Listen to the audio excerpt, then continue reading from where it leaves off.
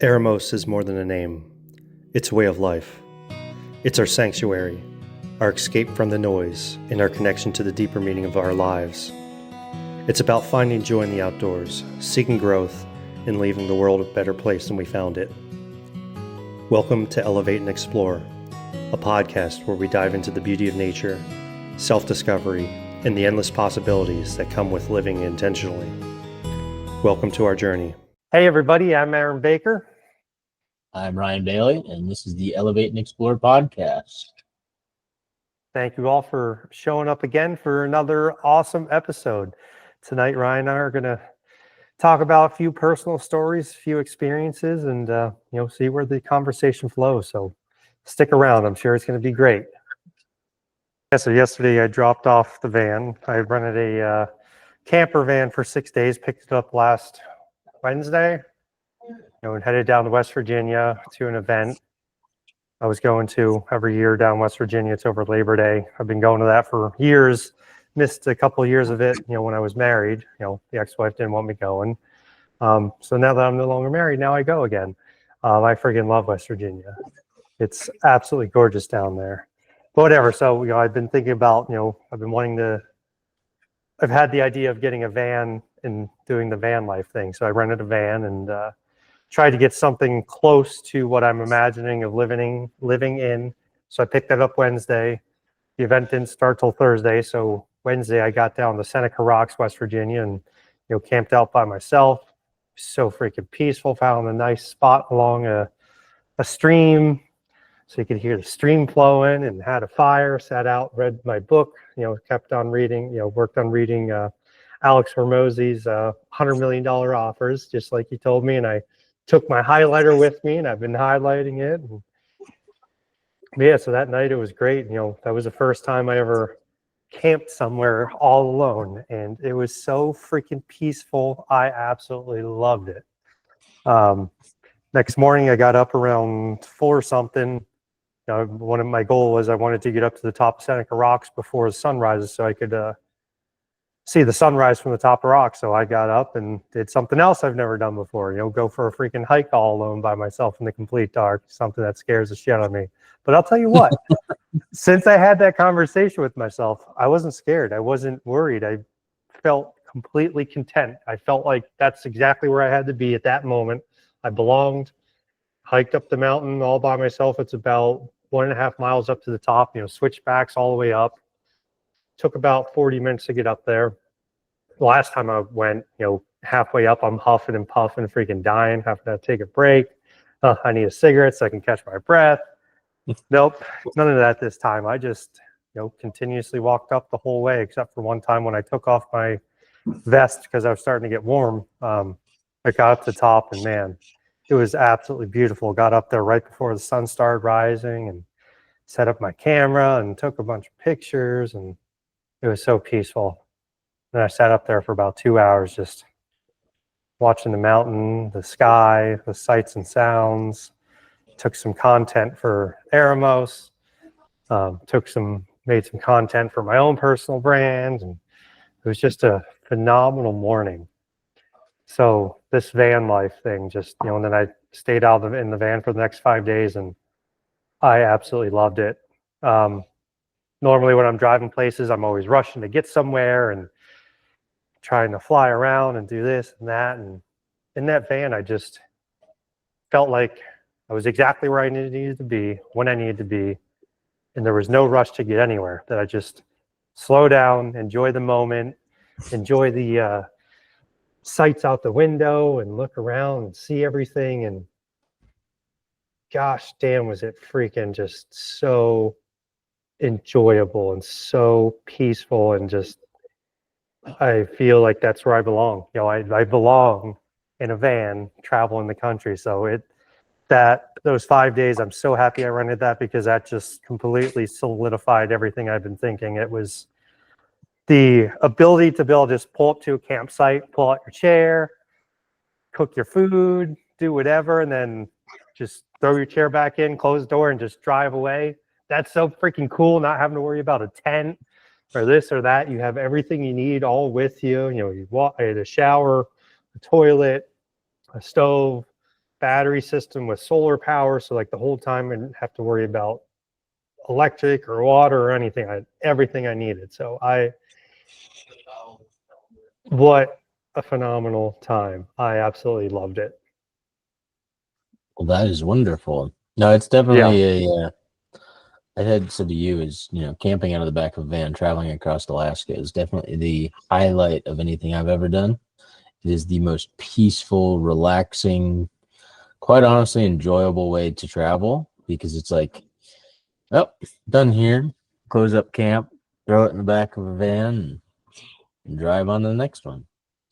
I think, just thinking about it is, how do you avoid isolation when you're just living in a van bouncing around? But at the same time, you just get to meet so many different people. And I think it's like, depending on status, you're driving around in a much nicer van than I was. I was driving around in a U-Haul box van with a little bit different look. But some people, they just resonate with you. And it is a conversation starter. It's, a door to open up to, whoever and anybody you could possibly talk to.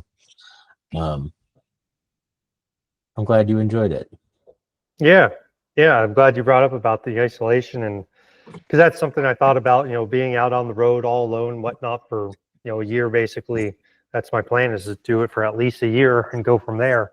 But my plan is I've made a lot of connections and met a lot of people, and I have people, friends and connections all across the country. So I plan to travel, and of course it'd be plenty of nights all alone, but I plan to stop and see people. And at the event over the weekend, I talked to a bunch of people who have vans. I walked around, and there was a bunch of vans there, and got to, people were more than happy to show me what they did and what they wish. One of the things I like to ask is, like, if you were to do it again, what would you have done differently, in your builds, stuff like that. But one of the things they said, just traveling around, it's really easy to just start conversations with people, and you never really feel alone. You can always go find someone to camp with, or someone here or there. Of course, there's going to be nights alone, but the traveling and the van life thing is kind of, people really enjoy it, and they say it's a really neat community of people who are out there traveling. You'll meet a lot of really neat people. Yeah, there's a not to shy away from your story, but last year we had met a van life guy that was very questionable, and I was very thankful that we had some long range rifles with us, because he asked if he could camp in our campsite. And it's like, I had the camper, so I have a big truck, big trailer, like I need room to turn around. He's like, you mind if I just park here? And I was like, no, there's women and kids and dogs with me. Like, there's another camp spot down the road. Just, you can come and hang out, but like, you're not sleeping next to it. And he's like, oh, all right. And he just kind of drove off. And I think about that a lot. And I was like, the fact that you're offended by, wanting to camp next to, a family type atmosphere. And maybe I was rude for pitching that, but at the same time, it was just awkward. Like, there's no boundary. I feel like if if you're at a camp, and if that was the only spot left, and it was nowhere BLM else you land. could go, that's completely We're understandable. remote. But there's 3 or 4 tons of other spots, and I might find that a little odd as well. Oh, who knows? But whatever. I don't feel bad about it. No, and it's a privacy thing. If it was me alone, I'd probably invite him and be a little more welcoming. But the woman and kids thing ticked me off. Like, I was there, keep an eye on them, not you and them, and just anyway. Yeah, I'm glad you had fun, and I'm glad you faced your fear of the dark. I didn't mean to point that out. No worries.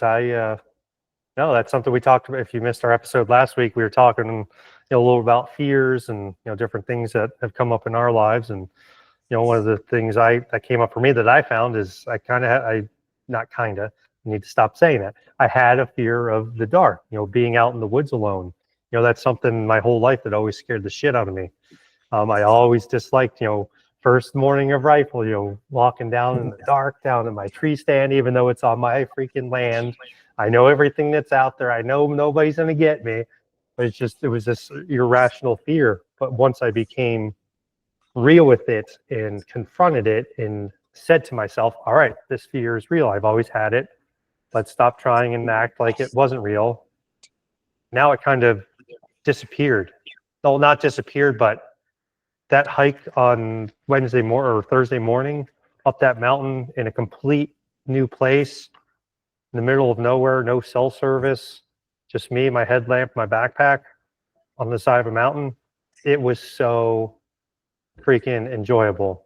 There was a couple deer that popped up in the dark, and normally that would have scared the shit out of me, but I just stopped and talked to them and, hey, little guy, how's it going? Hope you have a good day. And then I move on. And then when I came back down in the light, it had to have been the same deer, and it was really cool experience. These deer, I hung out with them for about a half an hour.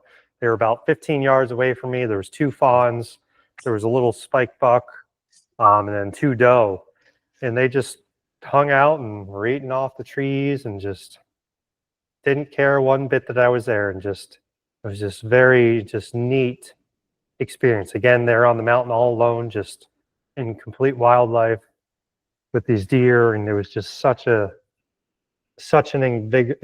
invigorating, peaceful, serene experience. And I'm so happy I did that.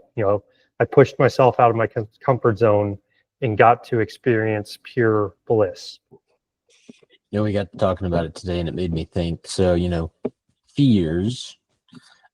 We talk about following our fears and being afraid of following our fears, and our fears holding us back from things.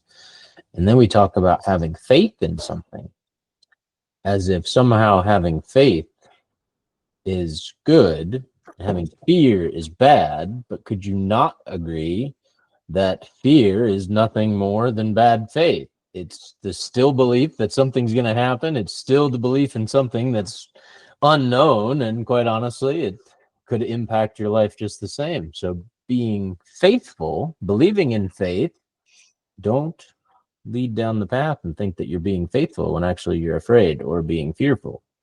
It's a good way of looking at it. Fear is being faithless, almost. No, in a sense. not necessarily. No. You still have faith.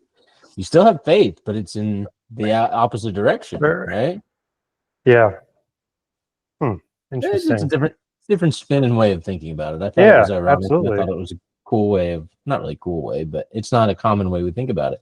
If we think about having faith in something, that means good, that means positive, that means upbringing. But in the same state, you being fearful is a predisposition that something's going to happen that hasn't happened yet, and it's a belief. Yeah, so just letting go of that fear and just walking into it with faith instead. What a difference. Right. So I highly encourage people, if you have fears in you, just be real and honest with yourself that, yes, this is real. This does actually scare me, not a little bit. Yes, it scares me. And just be honest with it. And it's okay to be afraid of something. I always used to think it was just, I'm a big, strong man and I can't be scared of anything. No, I was. And I was just real with myself, and just now I have this calming relief over it. And I walk with faith that everything is going to be okay in that darkness, in that uncomfortability. And it sure as heck was. It was doing that was one of the most rewarding things I've done in a long while, because I faced my fears and went and did it anyway. That's amazing. Yeah. I know I didn't ignore some of the content that you were creating, but I need to look through it again. No problem. I only sent you a couple little things. Yeah. Well, so there's more to come. Yes, there's more to come.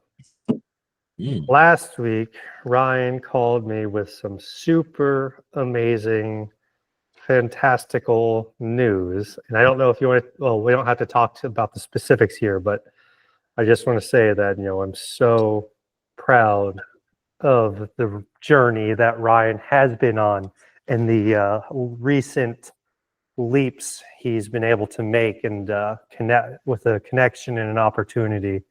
And he called me last week so excited, almost in tears. And I'm just so freaking proud of you and everything that you're doing. So excited where this opportunity is leading.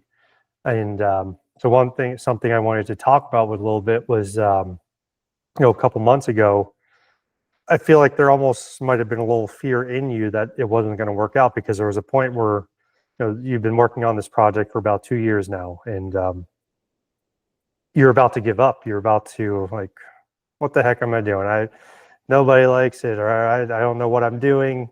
Just feel like I'm working endlessly for nothing. And I told you, you have no idea how close you might be. It might be 2 years, it might be a month, it might be a week, it might be a day, but don't give up. And thankfully you didn't. You kept on walking with faith, and it led you to an amazing opportunity that had not otherwise happened if you gave up. So can you talk into that a little bit? Yeah. A couple months ago, we had talked about just juggling life. There's only so many things that a person can do competently, skillfully, and well in a day. And there was many points where I was trying to do too much. I felt as though I was frantically grabbing for anything that was going to work. Obviously, we have an outdoor gear company. We're hosting a podcast. We have day jobs. You have some extracurricular activities. I now have a family that just kind of appeared into thin air. I also had an endeavor of a side business. Not really a side business. It's more than a side business. I have a consulting and management support business for construction companies across the country. We service, I think, a handful of companies. We offer estimating, we offer management, we offer project management, we offer, just a resource to anybody who needs help building their business, growing their business, or solving problems. With this, I had a vision for quite some time that I wanted to build this into software. I believe that one of the things that I want to talk about in tonight's episode is purpose. It's kind of this big word in some sense. It's like, what is my purpose? It could be an unanswered question for those who think too deep, and for some, it's just an immediate calling. But I've struggled with what is my purpose. And when we talk about purpose, we have to figure out whose we are, who we are, and where we're going. And with those three questions in mind, I start asking myself, well, who am I? I'm Ryan. I'm an outdoorsman and construction manager. It's pretty bland. I don't think there's a whole lot of definition. Well, where am I going? I don't know yet. This has been a couple months journey, a couple year journey now, trying to figure that out. But finally, it's starting to click. So past couple months, after I said I had all these things that we were juggling, I was going to let one of them go. The immediate one to let go was this idea of software. I think it got to a point where I didn't realize how big of a project it was going to be, what all the pieces were of putting this together, all of the things I needed to learn, let alone the things I needed to do, and how was I going to get it to make money? And again, making money was just a side part of doing this. We are in business for profit. We're not just in it because, we want to spend money and waste time. I was pretty confident I was going to let it go. So fast forward a couple months, start getting some insight and some real insider industry information that there's still a gap here. I was on the right track. I have a viable solution. I have a very good plan. I also have 2 years of testing this solution, and not just my business, but a dozen companies. Why not take this further? So start diving back into it. Now, bear in mind, we've gone through, probably a couple thousand investor calls, trying to send a couple thousand cold emails, trying to gain investor support, trying to find people to work with. And, we went down this rabbit hole. It was exhausting, but all it took was just one more call. All it took was just pick up the phone one more time and schedule an appointment. All it took was just one more pushing through this to get to a point where we have a fully designed prototype. Our prototype looks, feels, functions great. It needs a little bit more, but we're getting there. We are a couple weeks away from the first phase of development being completed. So now there's the next gap of bringing it to market. I can only sell so well, I can only market so well, and quite honestly, I can only run a business so well, and I'm not fit for all of it. I need support. I need to reach out. I need to find connections. I need help. And last week, it all came together. I'm not going to give too many details just yet because we're still working on contracts, partnerships, and agreements and all the things alike. But we have a framework structure of what could be the final moment that we've been waiting for to bring this to market. Launch it in such a way that it flourishes to life. The type of reaction that if you can think of taking dry tinder and putting a spark to it and getting an instant flame, that is almost the type of reaction that could be expected here, because we have 2 years of fuel stored up and balled up and oiled rags sitting in this, airtight container, and we've got sparks flying all over the place. And we just need some little teeny tiny effort here, which is going to be the oxygen to breathe breath into this fire, and it's going to take off. And as visual as that may be, that's the reality where we're at. So yes, I did call Aaron. I'm super excited. I was overwhelmed, and I also used that time to get myself a reward. So I got a new Western mountain rifle after the fact. Looks like a very nice rifle. Nick was showing it to me, and oh, that is so nice. She's a beaut. She's a beaut. Well, let's go dive into that purpose a little more. So you went through the phases of working hard and then almost giving up and then coming back to it, and things finally fall together. So throughout that, you mentioned purpose. What, I'm guessing you found some purpose behind it, or purpose in your life that you didn't always have. What did you find? All right, so I take these 3 questions straight from a mentor. So this is 100% infringement. But if I ask you, who are you? What is your answer? Anymore, I say I'm a strong, powerful, confident man, capable of doing anything. Pretty good. And what is, where are you going? Or, well, first off, that whose you are. So, like, who do you belong to? Who do I belong to? Myself and the world, the God. Okay. And where are you going? What are you doing? That I don't have fully figured out. I know I'm going to be having a van built, and I'm going to travel the country and somehow share my message as I travel. And what exactly that is, I don't know. But I know I'm going to travel, and I know I'm going to work while I travel and figure shit out along the way. But you've told me a couple times, you told us, especially on the podcast, that you have an end goal of where you want to be, where you want to go, what your end result would be, correct? Okay, so an end result as well. So philanthropy, giving back, creating some sort of program for youth, creating something to help, struggling men. There's a local shelter I've been donating to a lot because there's a lot of need for, homeless men and, getting them support. So something like that. And, I want to be very successful and, have a 8-9 figure company. Okay. So that's kind of where you're going. That, could be defined as purpose. And I sent you a audio because, it got passed to me and I figured I'd pass it to you. It's about 20 minutes long, and it talks about, positive thinking, or thinking positively, a positive mental figure where you're not just thinking about, good things are going to happen, but you're actually making choices to think positively. It helps me because I've had to crawl out of the depths of hell and get past negativity, get past depression, get past some of these, looming thoughts on my mind, and then be like, oh, well, there is something greater out here. Like, how do I get there? So when I think of purpose and I think of like all these things, it's like, why do I want software to work?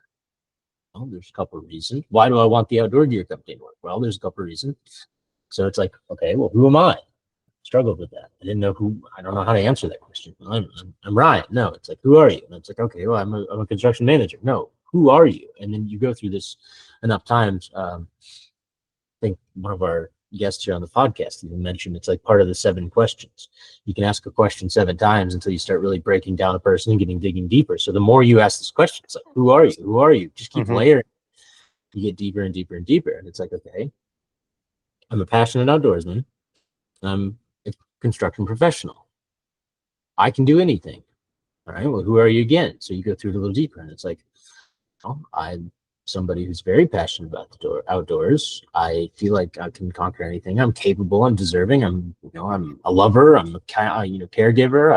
I'm a father. I'm a husband. I'm best friend. I'm a brother. I'm son. And you go through this chain of like, who are you? Okay, so that clicks, and it's like the next step is, well, where are you going? Or whose are you rather? And it's like, well, it's belong to Katie and God. That's only 2. I mean, you probably have a share on that too, but only through long-term commitment. So, it's like, where am I going? What do I want to do? What is it that I want out of life? Why, what is it that's going to drive me today and tomorrow and the next day? No matter how good, no matter how bad, no matter how much it sucks, I have to have a dream and a passion and a goal so freaking big that it scares the ever-living dick off of anything, fear, or otherwise depreciating to that mission. Sorry for my language there, but that's, powerful statement. It's like, you want to scare the ever-living crap out of this thing. Like, that is how big that goal and that otherwise purpose has to be. So I want to change the construction industry. I want to change the construction industry so much, so great, that I can leave the industry and I never have to go back. We've talked about that on this podcast, that I love construction, but it's not somewhere I want to be long term. It's not what I want to do the rest of my life. There's so much more to life that I'd love to do. I love construction, but not that much. I want to give an opportunity to all those around me, not just friends and family, but the people that can't otherwise see the other side. There are so many people out there that can't even get out of their own way. What if there was a beacon and a lighthouse that could cast the light to them and show them that there's hope? If I could do it, anybody could do it. So that's pretty powerful. And then it's like, well, let's go a step further. Let's go generational. This has nothing to do with me and my ego. If I died tomorrow, so what? But what if not only my niece, my nephews, cousins, my now stepkids, and their children, and keep going down the line of all the people that you could impact. It's like, what if you could set them up with a place that they had resources available, that they had, a financial place to pull from if they ever needed it, that they didn't have to worry or didn't have to go to a private institution or a public institution. And it was, a type of generational wealth for a whole entire family. And not only just family, but friends. Like, that's something that we've never even seen. We've never even imagined it. We've never smelled, tasted, or touched it. But it has to exist because I see other people that have it. And I see other people that are, quite honestly, some of the most sour, miserable, cruddy people on earth. I know people that are more wealthy than they know what to do with, but they'd absolutely stab their own mother in the back. It's a pretty grim type person. So if they can do it, why can't we operate in a very similar manner, but to the good? Because let's face it, life is short. Temporarily, we're here for a whiff. What if you did something so great that it impacted humanity in such a great and kind way that it started changing the trajectory of all the things that we've seen in the past as downfall, as negativity, as morally depleting? Yeah, I love the idea of creating something. My mentor Alex, he talks about creating something, for 7 generations from now. It's what we're trying to create isn't just for us now. It's how can it impact people down the road? What can we do now? What are we building now that will sustain and be able to stay around for generations? It's not just for us. It's for everybody else. It's something long term to make a big impact. Like you want to make an impact on the construction industry. That's fantastic. I want to make a long term impact on homeless men and youth. It's all for the long term. It's nothing is for today. It's all for tomorrow. It's all for down the road. How big of an impact down the road can we make? And we can all do it. We can all make a big impact. It's just we got to figure out that why. Yeah, and it doesn't always mean you have to go out and do something giant, great, and power. Like, you don't have to make a huge statement. Like, some of the greatest acts start with small layers. But you ultimately have to be able to do something to afford time to go volunteer and donate time, and you have to make enough money to be able to give portions of it away, and you have to be able to live life a little differently with that in mind. And some people are just downright selfish. That's plain and simple. Some people, as long as they satisfy their needs, they could give a tear less about whatever else somebody goes through. And it's a very grim, shallow way of thinking. And, not to put you down, but it's a great example. And I think it's worth talking about is, okay, giving up life where you're at to go pursue something that caters to you and something that you want to do, such as living in the van. We already brought up the concern about isolation. And I'm asking the question now. We don't necessarily need an answer, but it's just a great reflection of, does it align with the goal? Perfect example here is, did me buying a new rifle to celebrate my victory and win last week go towards the greater goal of where we're going? Questionably. You could argue yes, you could argue no, and I'm not going to stand on that fence very long, but my goal is to go out west and hunt more. Take families with me and come hunting. So quite honestly, the rifle makes sense, and I'm standing by that. Yeah. For short term. So it's these types of questions, and we say this an awful lot, is if you stand in front of the mirror and start asking your questions, truth will come out. And if you are the person to run from truth and fact, which is often going to be painful, it is going to hurt, it is going to downright suck. If you run from that, your chances of doing the things that you say you want to do and having the life that you dream of become slimmer and slimmer. If you look in the mirror and you confront that fear or that fact, truth, or otherwise, self-evident, and you say, wow, I do suck as a person, or wow, I am overweight, or wow, I am scared of the dark, or wow, I do spend money on dumb stuff. Like, go through the list and you're like, okay, yes, I acknowledge. And now, instead of running from it, I'm going to make a plan to run straight into it. And until it resolves itself, that's what we're going to do. And all of that, is probably long-winded to talk about purpose, but that purpose thing is something I've sat with the past 2 days. And it's like, how do you come up with something so big that it scares you and you can relentlessly fight towards it every single day? Rain, snow, shine, whatever. Is your dream worth pursuing? I love that.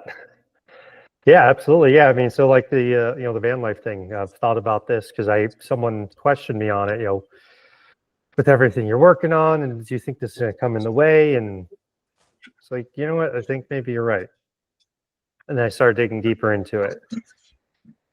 One of the things I want to do is help people and continue creating my content, and that's how I'm helping people at the moment. And I thought, while I'm on the road, I'm going to meet a lot of amazing people.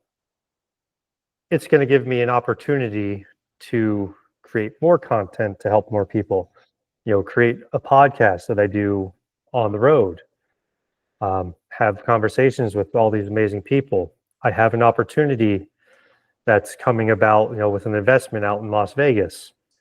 It gives me the ability to not be tied down here in Allentown. Another thing I'm in is real estate, and we're looking at stuff all over the country. So if I'm not tied down, that gives me the ability to go be boots on the ground at these different properties we're going to be acquiring. So there's, yes, part of it is a little selfish that, I do want to go travel the country, but also there's purpose and logic behind it as well, that I can still work towards all the things I'm working towards, being pinned down here in Allentown. So it's a multi-layered idea where a lot of it is logical, some of it is maybe a little stupid, you could say. But at the end of the day, I in my core, I feel it's the right move. I've Okay, been well thinking then, about it a lot. if there's purpose behind it and it's something calling you, pulling you, driving you to make that choice, it's a very good chance it could be the devil talking, and that's your selfishness. That's your lust, your ego, whatever. But there's also, if it's a very strong calling, and if it is God-given gift that is what you are supposed to do, it comes natural. You don't have to run from it. You don't have to talk yourself into it. And you don't need to voice it or reason with it with logic. Cam says about our emotions. We don't need to logically try and reason and rationalize our emotions. If they feel a certain way, that's what they are there for. Just not to call you out, and certainly not to make a point of it, but it's good conversation. And same thing. Yeah, no, I appreciate you calling me out. I made a video about this the other day. I used to highly dislike, almost hate people calling me out on stuff because it would put me on the spot. It would make me have to be real and honest and uncomfortable, and I never liked it. Now I embrace it. That kind of started with I think I knew that, but the realization was, when Sean called me out on social media after I made this one video, doing push-ups, and I wasn't doing them properly, and he said, we're not doing it for the attention, we're doing it for the intention, and that really made me reevaluate things real freaking quick, and I love the constructive criticism now. I embrace it because I realize you can learn so much from getting out of your own goddamn way and listening to what's somebody with way more experience, that they're most likely right, and you're just letting your ego get in the way. Yeah, By not listening and getting upset and butthurt at it. That's a childish thing that I realize I used to do a lot, is getting butthurt by constructive criticism. Yeah, I mean, I said it today as it something to the effect of, I really don't find much enjoyment in this. And he's like, well, go do something else. And I was like, oh, what though? Like, you can't just jump thing to thing to thing. It's like sometimes you have to struggle. And he's like, well, if you don't enjoy it, you're just kind of in the way. I was like, yeah, that's a good way to put it. And that gets you thinking. Yeah. My problem is I think so quick, and then it's on the fly. It's 1 minute I have one conversation in my head, and then I have 10 more before it ends. So it's hard to sort through, but that's another thing where writing stuff down, voicing it out, putting all these thoughts into words, you get to really filter through what matters. By the time you have all these thoughts and everything causing noise in your head, when you write them down, you only have 2 sentences, and it's like, well, that's manageable. Shit, I didn't have anything to think about. Yeah. Move on to the next.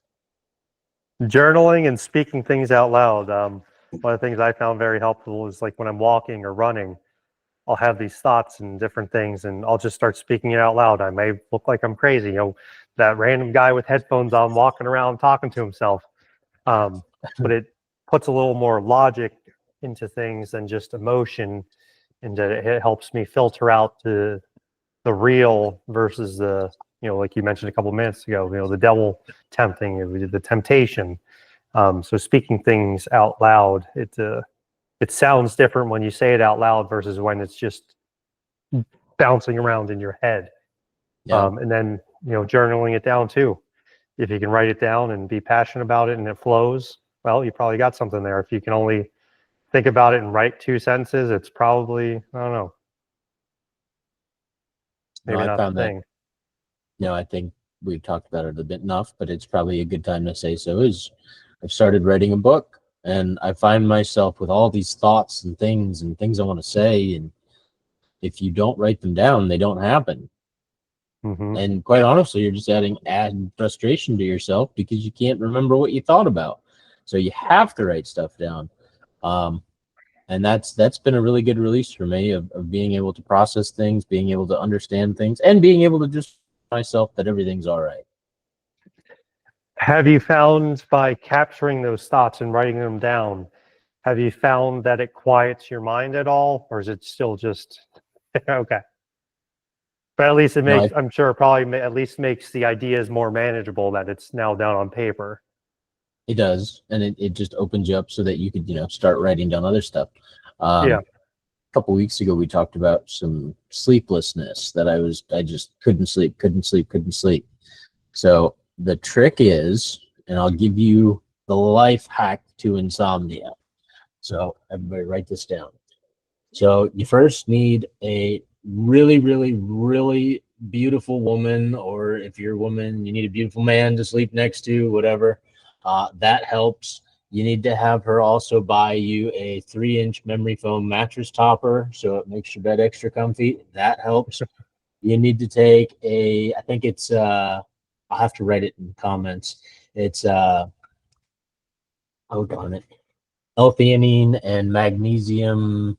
I can't remember the other magnesium. I take 2 forms of magnesium before bed and a poppy seed, I think it's poppy seed, California poppy seed vitamin. You take all those right before bed, and it kind of helps you get to sleep. And then like a 1/4 tab of melatonin, which Okay. is it's like 1 milligram of melatonin. And we also take lemon balm tea. Lemon balm tea. And pull out all the stops just so I can get to bed on time. But it There has you been go. I joke about it, but it has been a very, very, very orchestrated effort to try and make sure I can get to bed on time. So it's like writing stuff out, take all these steps, take all the vitamins, and then, lay in bed and sleep next to a beautiful woman and cozy up in my nice mattress topper now. Oh, and a heating pad. You need a heating pad. I like it. Well, hey, at least you're finding something that works for you. That's fantastic because sleep is so important. Good, restful sleep is so important. If anybody in the Really, go ahead. I was gonna say, if anybody in the comments on this video or on the chat on this video can tell me their sleep tricks and hacks, I'll give you a free Airmos hat. There you go. Let's hear it, guys. So I want to rewind a little bit. When you're talking about the who are you? I find that very powerful. I came across a video a few weeks ago, and then I made a video on it myself. And it's a really interesting question. Normally when you ask somebody, who you are, where, when you meet somebody, say you're at a networking event, you always get, well, I'm a dad, I'm a doctor, I'm a construction manager, I do this or that, I'm a hunter.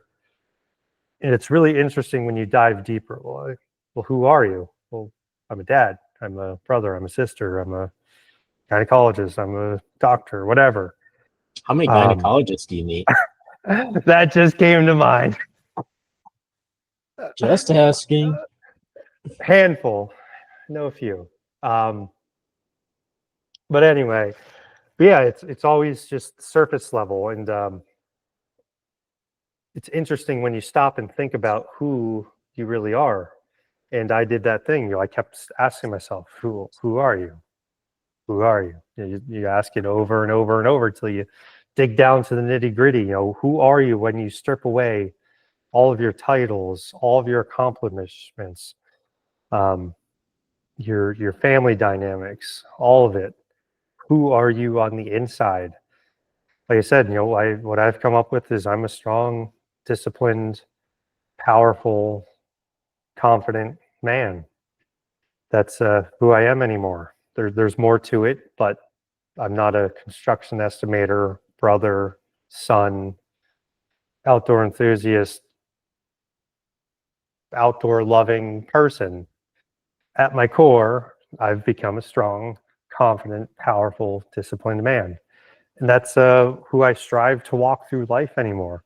I like to be compassionate and helpful. There's a bunch of other things as well, but that's who I am.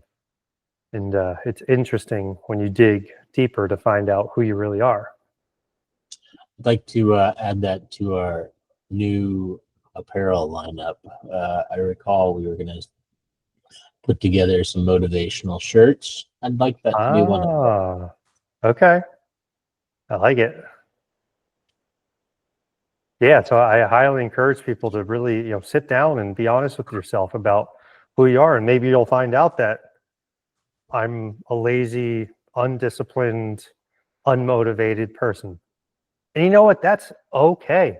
The fact that you were able to figure that out and learn that, that is a major stepping stone. Once you're real with yourself and you figure out who the hell you actually are, then you can make the change. You find that you don't like that you're unmotivated, you're undisciplined, lazy, let's freaking change it. Now you know, you're aware, you can change it. And when we lie to ourselves that we can't change. I think, I speak from experience with this, I think you have a very hard time being honest with yourself and degrading. Yes, you could say, I'm a liar if you're a liar. But you can't be a good person and say you're a liar. You can't be a loving, kind, generous person and say that you're a thief. You can't, and maybe you can. Maybe I'm wrong here. But when those are negative thoughts that people will often have up. You're not worthy, you're not deserving, you're not good enough, you're not all this stuff. But when it comes to asking yourself the question of who are you? And you repeat it over and over and over and over again, and you really start, you're kind of drawing out this big matrix of all the things that you are to get to the end statement. It's usually a couple words of who are you.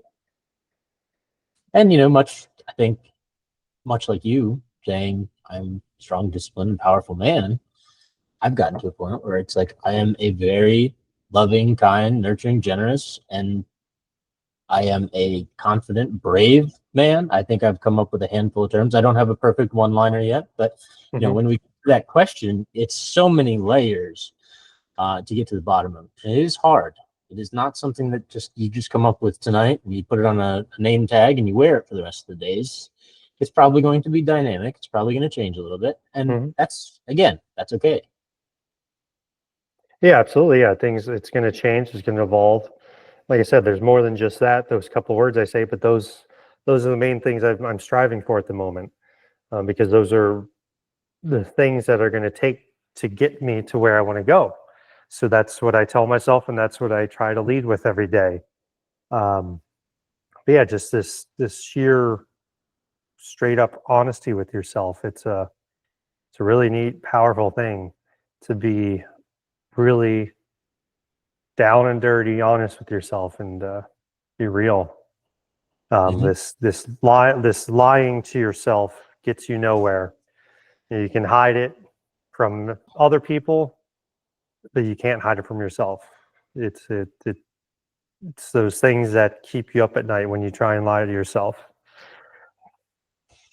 At least for me, lying to myself used to keep me up, and it's just all these thoughts of the bull crap I'm telling myself and that I'm actually not living. Yeah, it's not healthy. Yeah, and it's sometimes not just lying to yourself, but it's just exhaustion. It's just you're trying to do too many things at once. You're trying to prove something, trying to look for, I talked about this with Cam over the weekend. It was, constantly seeking approval. You're not lying to yourself. You're not telling yourself something that you are kind of lying to yourself in a way when you're listening to your thoughts, but you're not verbally telling yourself that, and you're not listening to that mantra as, words, it's thoughts. But constantly seeking approval, constantly, desiring something more, constantly wishing for something more. All of these things just kind of lead to a false expectation that aren't very fulfilling. Like a lot of the things that you desire, a lot of the things that you wish you had, and, this comparison of your life to other people's life is just nothing more than a thief of joy. Just being content in, I have a roof over my head, I have food, I have water, I have friends, I have family, I am loved, I'm deserving, I'm a positive figure, I'm a good role model, I'm a kind person, I'm nice to all the people that I meet. Those types of things, that's all you could ask for. Do I wish I had a $7 million boat? Abso-friggin-lutely. What would I do if I had a $7 million boat? Well, I'd probably take a bunch of my friends fishing, quite honestly. I'd probably take a bunch of random strangers fishing if I had one. But I'm not there yet. So that's not today's worry. If I have faith and if I'm doing the right things, one day. Gratitude and appreciation of what we have now. I overlooked that for so long. I always wanted the next best thing. I would get something and then immediately, all right, well, what can I get next? What can I do next? I was always missing the now, not being aware and grateful and express gratitude for all of the things I already have. I was always looking, yes, right now there's still a ton of things I want, but one thing I do every single day is I speak gratitude, whether it's in the morning, when I get up, or I'm out walking, or I'm laying in bed, before I go to sleep. I say, one of the things I always start with is, thank you for letting me wake up this morning. Thank you for another day at life. That is the most appreciative thing I speak of every day, because life is so precious and not everybody gets to wake up. And then just, thank you for this apartment. Thank you for the conversations I had with Joe Schmo. Thank you for, the podcast with Ryan. Thank you for this opportunity that came up. Thank you for my cell phone. The list goes on. And I might say 5 things, I might say 20 things. But I found that when I do that every day, when I just appreciate everything so much more, and I live more in the now, as opposed to just wishing and dreaming of what's next. Yes, I still want things down the road, but I feel like they're going to come to me so much easier because I now appreciate what I already have rather than just seeking the next best thing. I think it's good. Yeah, a lot of us, not that we're ungrateful. I was ungrateful there for a while, yes, if I'm being honest. But not necessarily are we ungrateful, but we just forget to stop and really look around and appreciate how good we actually have it. There's so many people that have so far less than the vast majority of us. Think of third world countries and, even people here in the States, people who live on the street with nothing. The fact that we have a bed to sleep on, whether it's on a stand or it's on the floor, you have a roof over your head, just all these little things. No matter how bad we have it, there's always somebody else who has it worse. So just being grateful for the simple things in life. It'll make you walk through life with such a better appreciation of what is around you. Yeah.